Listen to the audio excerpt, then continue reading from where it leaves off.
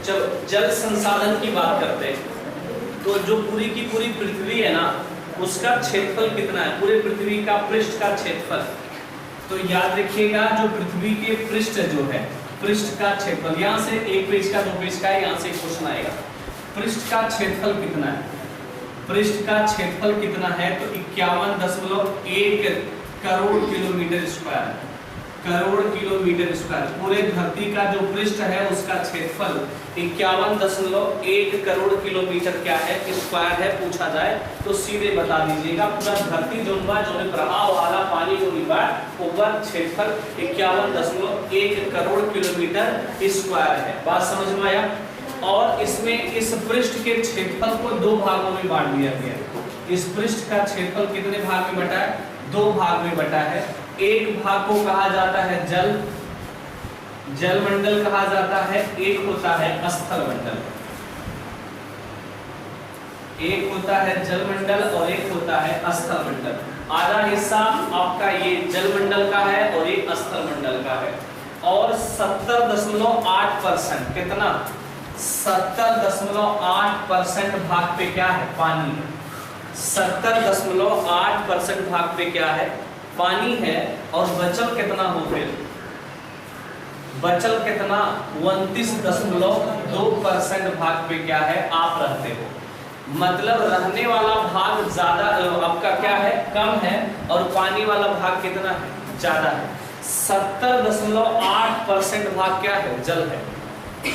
पानी ही पानी नजर आएगा। मान ला तोहरे लगे 100 बीघा जमीन बा, उनमें से 70 बीघा का बा पानी वाला बा, माने पानी भरल बा, और 20 बीघा 29 बीघा का बा, 30 बीघा का बा। ये आपका कौन सा है, तो आप बताओगे रहने या खेती करने योग्य है। बात समझ में आया। 70 बीघा पानी होने के बाद भी आप लोग पानी के लिए तरस रहे हो। जैसे ही थोड़ा सा अपने घर से बाहर निकले, नल ना मिली, दुकानदार नल चुरवाई ले लें, काहे खरीदी तो पैसा ले दे हमने नहीं बोला कर पिया, नकली बोतल है फिर। अरे छोटा चाहे जो भी हो, नकली पानी है, कम से कम 120-30 का पानी पिया तो जाने कुछ, 1 पाव वाला। अरे पानी बहुत क्वालिटी के होते हैं। जो क्रिकेटर नहीं होते जो पानी पीते, 600-700-800 रुपए का 1 लीटर आता है, वो वाला पानी पिए बाहर जाए, ठीक बा। हाँ तो गढ़ई में का पीला पानी है, तू पानी है गढ़ई में का पीला ना, तब घर कगमा जो नहाओ सही है। तो नल जो पानी का टीडीएस के ऊपर डिपेंड करता है। जिस पानी का टीडीएस कम है वो पानी बेस्ट है, जिसका टीडीएस ज्यादा है वो पानी खराब है। तो ये डिपेंड करता है। तो इसलिए आप लोग पानी ढंग का उनका पिया करो यार। चलो जलमंडल की बात करते हैं। ये 70.8% भाग क्या है, पानी है, और ये इतना है। इसमें लिखेगा पहले महासागरीय जल, और एक पॉइंट सुनिएगा। इस 70.8% भाग पे क्या है, महासागर है। कितने महासागर है, अरे दुनिया में कितने महासागर है, दुनिया में कितने महासागर है और कितने महाद्वीप है, दुनिया में 7 महाद्वीप है। कितना महाद्वीप है, 7 महाद्वीप है, और 7 महाद्वीप है और 5 महासागर है। 5 महासागर में आधे से 3 हिस्सा जमीन छकौले बा, और 7 महाद्वीप केवल 1 हिस्सा जमीन छका के अपने पास रखा है। महाद्वीप कितने हो गए, 7। महासागर कितने, आज तक एग्जाम में आवत कितना लगे, 7 लगत, नहीं लगत। जितना महाद्वीप उतना महासागर लगत, वाले पढ़ाई तू तो साथ लिखी ले डाला। क्या दिया है, पहला लिखो प्रशांत महासागर। पहला प्रशांत महासागर, प्रशांत महासागर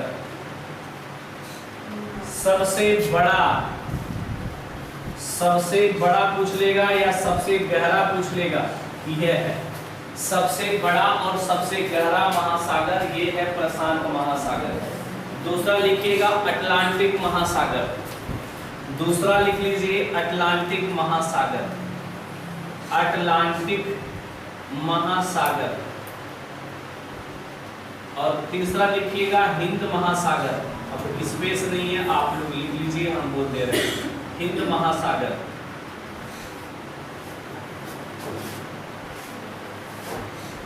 और सुनिएगा, अटलांटिक महासागर का आकार पूछ लेता है कि अटलांटिक महासागर का आकार कैसे है, यस आकार का।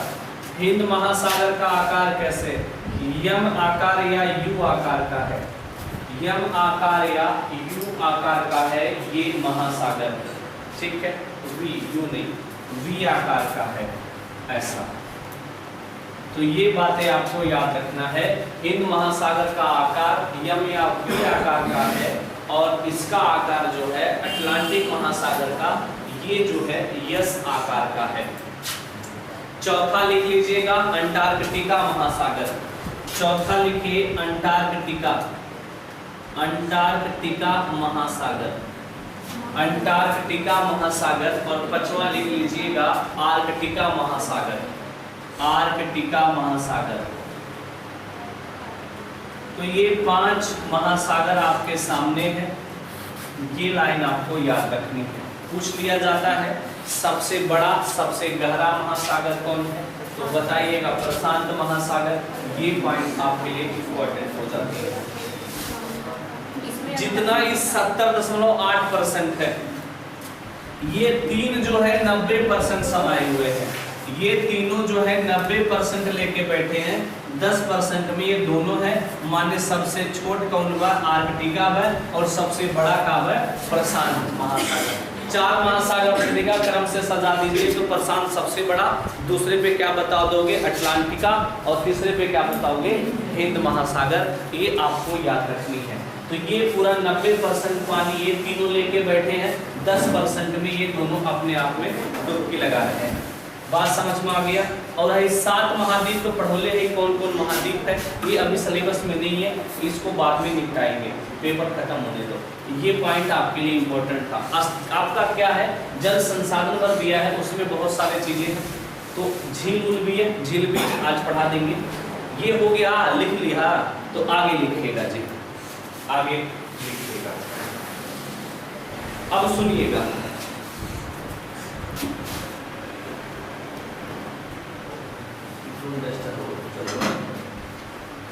देखो ये धरती है, ये गोल गोल धरती है, ये अपना कौन सा रेखा है,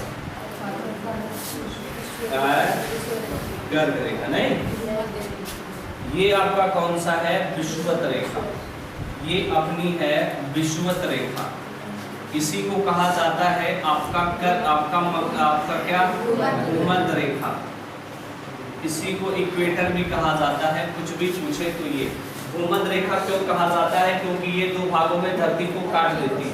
इसे कहते हैं उत्तरी गोलार्ध और इसे कहते हैं दक्षिणी गोलार्ध, दक्षिणी गोलार्ध। और इसे कहा जाता है स्थल गोलार्ध, स्थल गोलार्ध, स्थल गोलार्ध भी इसे कहा जाता है। और इसे कहा जाता है जलीय गोलार्ध। कहाँ है अनुकल्हा बतावत है, जलीय गोलार्ध।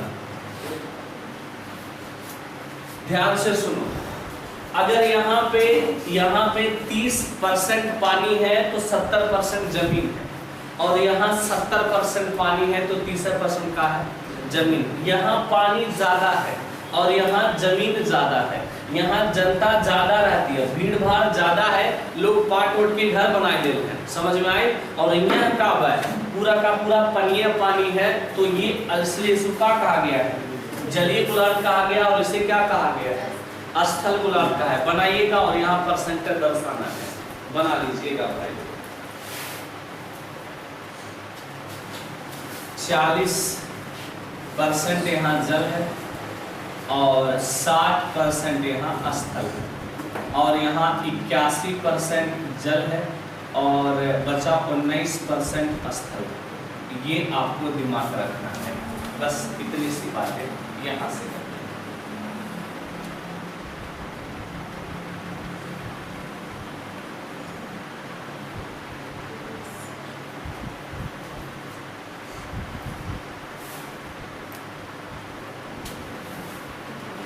हो गया।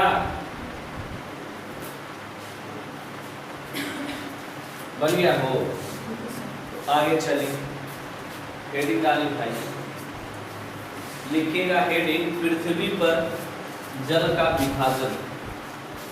पृथ्वी पर जल का विभाजन।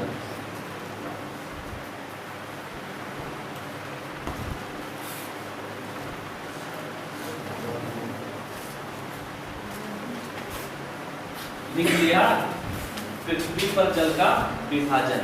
तो सबसे पहली बात, सबसे ज्यादा जल पृथ्वी पे कहाँ पाया जाता है? सबसे ज्यादा जल पृथ्वी पे कहाँ पाया जाता है? कहाँ? वो तो ठीक है, महासागरों में। सबसे ज्यादा जल कहाँ पाए जाते हैं?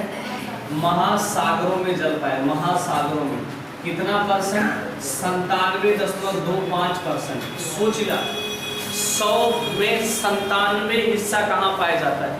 महासागर में। कहाँ? महासागर में। और ये सारे के सारे जल कैसे होते हैं? लवणीय जल होता है। लवणीय जल है, खारा जल है, पीने योग्य नहीं है, नहीं पी सकते, खारा जल है। ये 97.25%। इतना पानी होने के बावजूद भी पानी बोतलों में मिलता है। काहे? क्योंकि 97% आप पी नहीं सकते। बताओ, आगे बात करें हिमालय। हिमालय समझा क्या? जो बर्फ के चुटिया पे क्या जम जाता है? बर्फ जम जाता है। तो हिमालय कितना है? तो याद रखिएगा, ये 2.05%। 2.05% है हिमालयों में पानी। बात समझ में आया? भूमिगत जल कितना है? भूमिगत जल कितना है? भूमिगत समझते यार, जमीनिया के नीचवा जो मुरैया पनिया आवत थी, वह तो भूमिगत जल है। और नला वाला से पनिया खींचत है यार रोज, वो है। तो वो कितना है? 0.68%। 0.68%। चौथी बात कर लेते हैं नदी। नदी और झील में कितने जल हैं? नदी और झील में 0.1% है।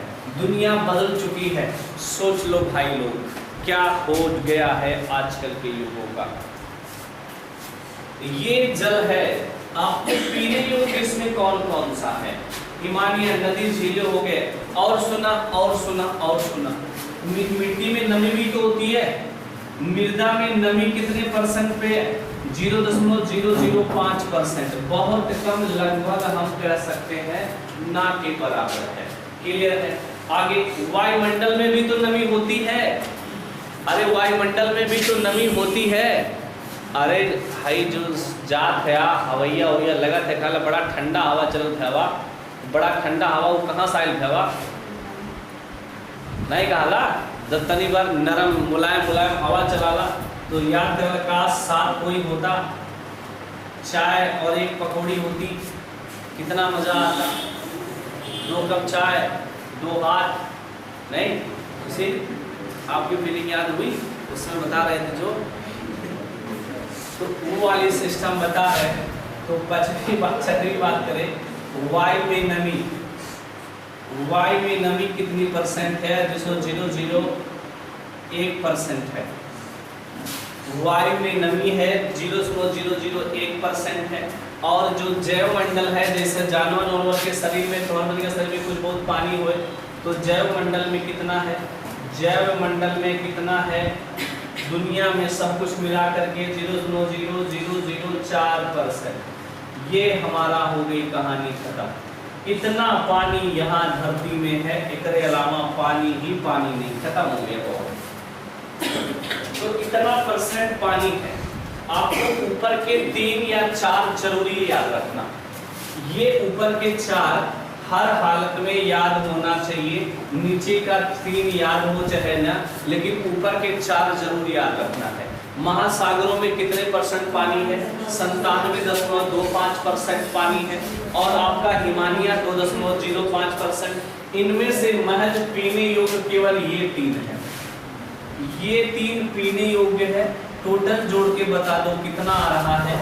2.819514, 8,5,13,14, 6,1,7, 2.74% पीने योग्य है। पीने योग्य पानी महज इतना है, एकरे अलावा पीने योग्य पानी नहीं है। यही नाते पानी बोतलों में बिकना शुरू हो गया। तो पीने योग्य पानी महज इतना है, यही नाते पानी बोतलों में बिकना शुरू हो गया है। समझियो, पानी कहाँ है बोतलों में बिकत हुआ है?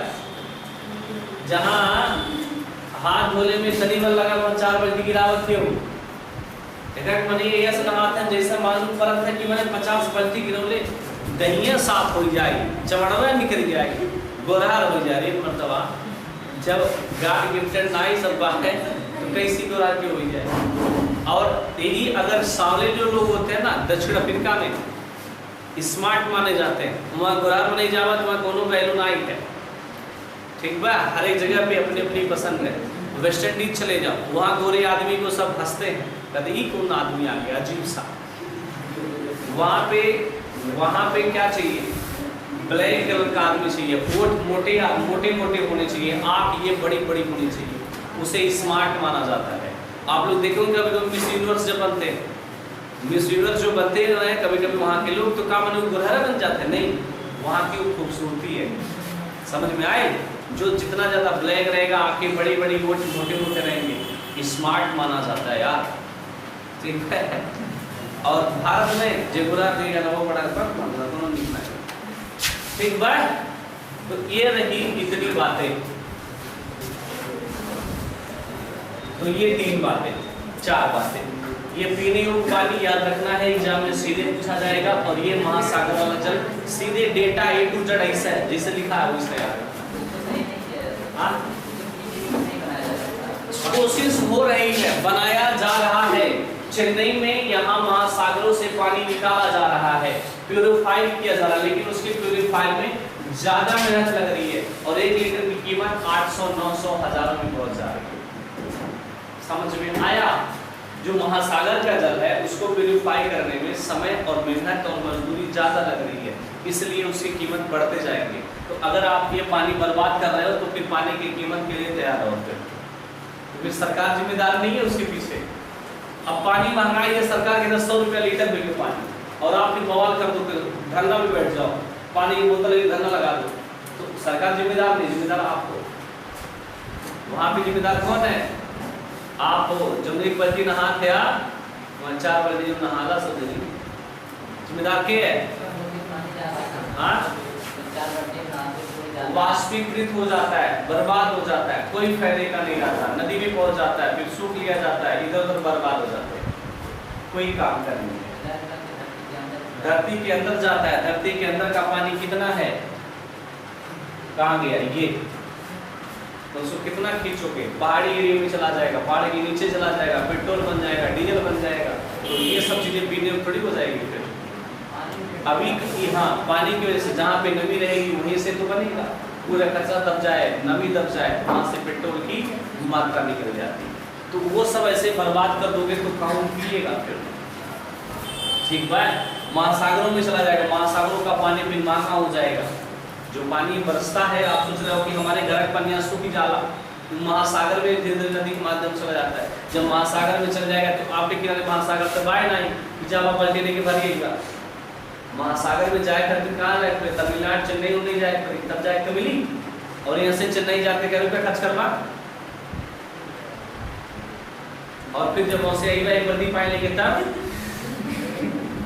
इसीलिए पानी की बचत जरूरी है। समझ में आई?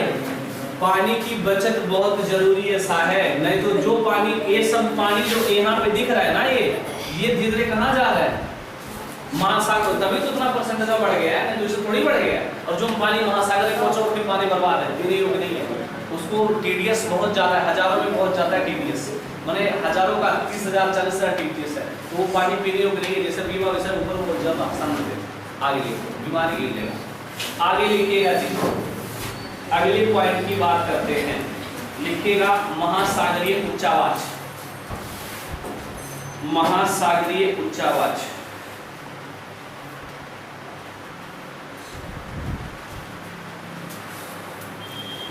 आप लोग कभी ट्रेन से जात होगा तो वह देखत रहा होगा कि समुद्र तल से ऊंचाई फलाना मीटर, तो देखला ही नहीं। समुद्र तल से ऊंचाई फलाना मीटर, नीचवा लिखा था। अरे ओके का के देखवा, देखे देखे कुछ और जाला ओके थोड़ी देखवा का करता हम वो गलत है पूछ नहीं ला, वो थोड़ी देखे जाला कि मैंने वो पढ़ा जावा। अरे कोनो जब स्टेशन देखा तो बा तो ऐसा लिखा लाई फलाने और निचवा लिखा वाला समुद्र तल से ऊंचाई कितना मीटर वो बता भी जाते हैं निकले ना या कैसे ऐसे ये लिखा रहता है वहाँ।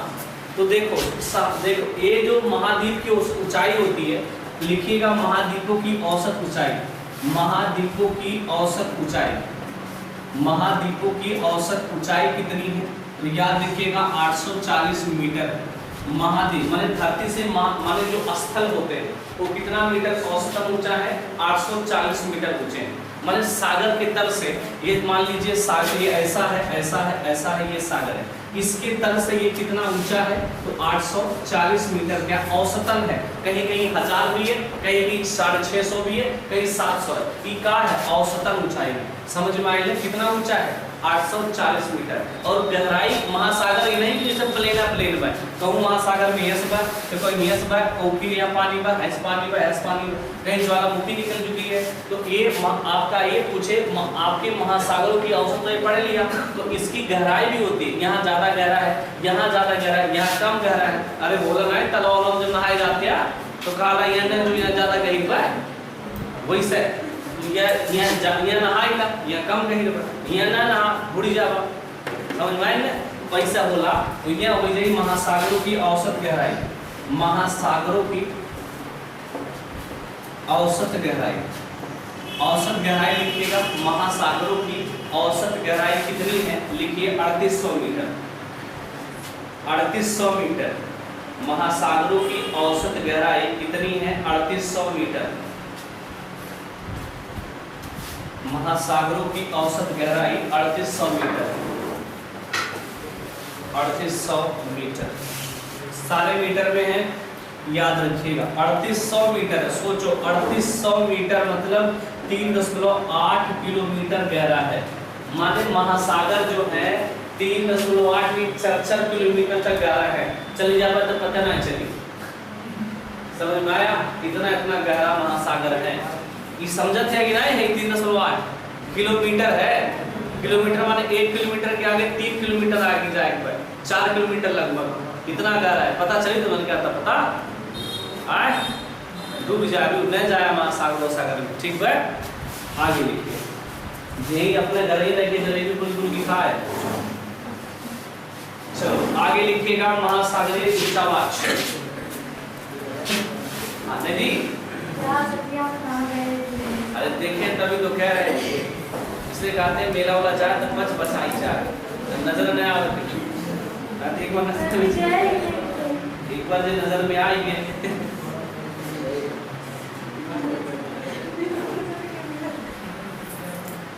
चलिए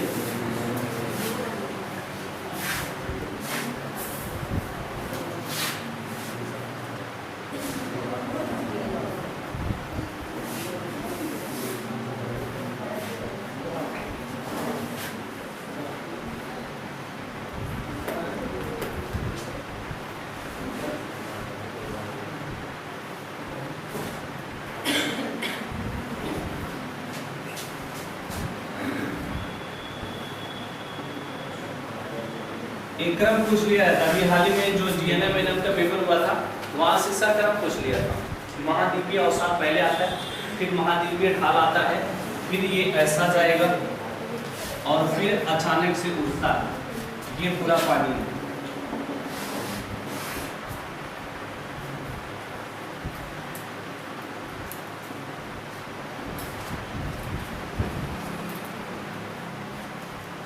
और फिर अचानक से उठ करके ज्वालामुखी का आकार बनाता है। ये ज्वालामुखी के आकार में ये अजीबोगरीब ऐसा आकार है। निचला तल ये महासागर का निचला तल है।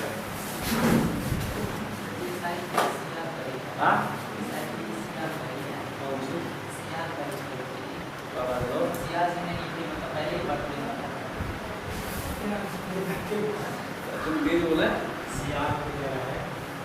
सियाल, हाँ अच्छा ये सियाल और ये सब कुछ, हाँ निचले आपको ये मिलेगा, ये बिल्कुल मिलेगा, बिल्कुल सियाल, ये साइड बोलना चाहिए, सियाल आपका सिलिकॉन और एल्युमिनियम। तो ये होता है निचला तल, ये है पूरा, ये सिस्टम है। सबसे पहले इसके बाद महाद्वीप है, महाद्वीप से पूरा कचरा जब आवला यहाँ इकट्ठा होला, फिर ऐसा ढाल बनाला, वो महाद्वीप के साथ सागले ढाल, फिर ये वाला आपका पूरा पानी है, और यहाँ थोड़ा सा उठ जाता है कहीं कहीं ज्वालामुखी, तो ज्वालामुखी उद्गार बन जाता है, और ये सबसे निचला गर्त है, सबसे निचला गहरा होता है। सबसे आखिरी में महासागर सबसे ज्यादा गहरा होगा, और सबसे गहरा गर्त महासागर का कौन सा प्रश्न लिखिएगा, सबसे गहरा गर्त लिख लीजिएगा, मेरियाना गर्त, सबसे गहरा गर्त है मेरियाना गर्त।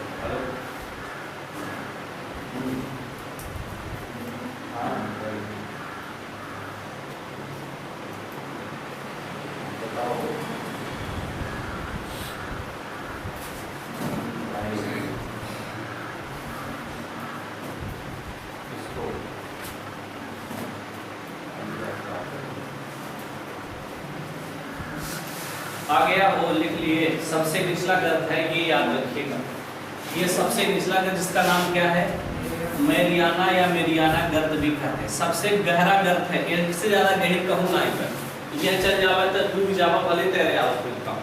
तो ये सिस्टम आपको याद रखना है। हाई डुबाट मतलब समझते हैं, देखा आप लोग तलवा में जब दिया नहाया जात होगा तो खावा तो भंवर बनत है, पनिया यहाँ खाल हुआ, फिर थोड़ा ऊंच हुआ, फिर खाल हुआ, तो जहाँ पे पनिया ऐसे से घूमत है वह सिस्टम ऐसा होता है, तो कहा पनिया नाचत हुआ तो भंवर बनत है, ये सिस्टम ही समझ में आया। तो ये प्रोसेस आपके होते क्रम जरूरी है। सबसे पहले महाद्वीपीय अवसाद आएगा, ढाल आएगा, भूपाट आएगा, ज्वालामुखी आता है, सबसे लास्ट में क्या आ जाएगा, आपका गर्त आ जाएगा, और सबसे गहरा गर्त क्या है, मेरियाना गर्त है। इतनी बातें आपको यहाँ से याद रखना। अब बचा है आपके झील, उसकी चर्चा कर देते हैं।